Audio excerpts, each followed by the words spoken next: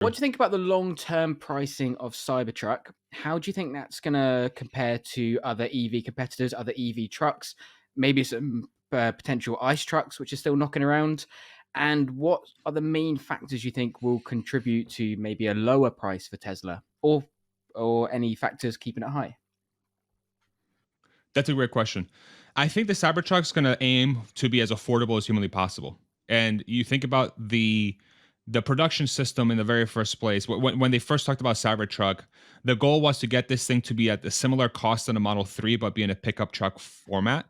And so this is a truck that the cost to build long term when it's fully ramped, ideally shouldn't exceed $40,000. Ideal, probably less, 35,000, let's say. That's a tall order. That's a tall order, especially for an electric car at this stage in the game, without having like economies of scale with Tesla being ramped to 20 million units, which is their goal by 2030. So that's very hard to do. But I do think that's the goal of the company. A lot of the tone and tenor from Elon lately has been, especially around this conversation with advertising and pricing. Tesla's been continually dropping the prices for their lineup, and the guidance we're getting from Elon is like, well, you can advertise all you want, but if people can't afford it, they can't afford it. And that's the limiting factor for people not buying Teslas is affordability. So one of the things I posited a while ago was like, you know, Tesla's and everybody who follows the company knows this like very closely. They know this is like Tesla's goal is to advance the advent of sustainable transport. You don't do that through advertising. You don't do that by forcing people to buy it. You do that by giving people no other option but to buy your product. That's how you actually advance the advent of sustainable transport. You make the formula to own the product a no-brainer. And it's clear that this is what Tesla's strategy is, especially with like the Model Y and the Model 3. And I see this moving on to the Cybertruck.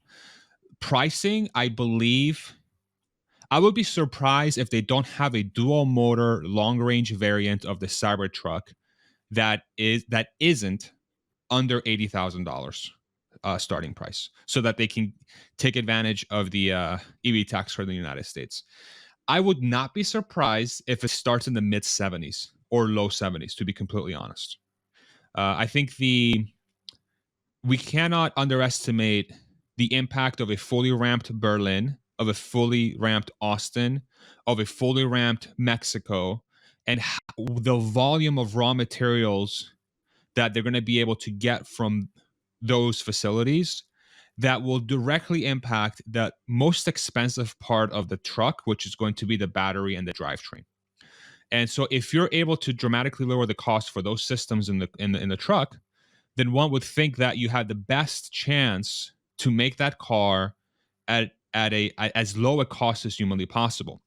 And then if you take as an example Ford's F-150 Lightning, their dual motor their all-wheel drive dual motor long range version, if I remember correctly, you may have to pull this up as a clip on the video, but I think starts somewhere between $80,000 and $90,000. But then you take the Model Y long range dual wheel, starts at 52, and you compare it to the Mach E dual wheel drive or all-wheel drive long range. I believe that car, like apples to apples, is like $10,000 more expensive. So, which is mathed out to be, I don't know, 20% more expensive, whatever that math turns out to be. Why wouldn't that same equation apply to the truck? It's the supply chain is the same. You're getting the batteries, you're getting the drive, you're going to make tweaks, right? Both companies are going to work from here until the next 2 years. Are going to make advancements, but you would think at the very least those advancements are going to be very similar. So if this is the starting point, then why wouldn't that trend continue?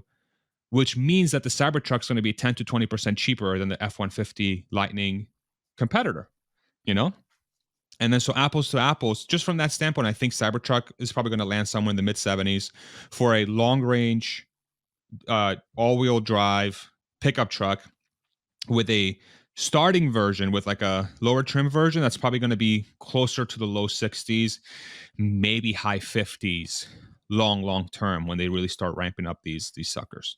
So we'll see. The hardest thing about the Cybertruck equation is that so many people are going to want to buy it, it's going to have so much insane demand that Tesla's probably not going to have any other option but to increase the price for the next couple years. So not financial advice, no advice whatsoever. But if you have a chance to lock in the price for the Cybertruck early, I would think that's a good idea. And that's what I'm going to do. But don't listen to me. I'm a moron.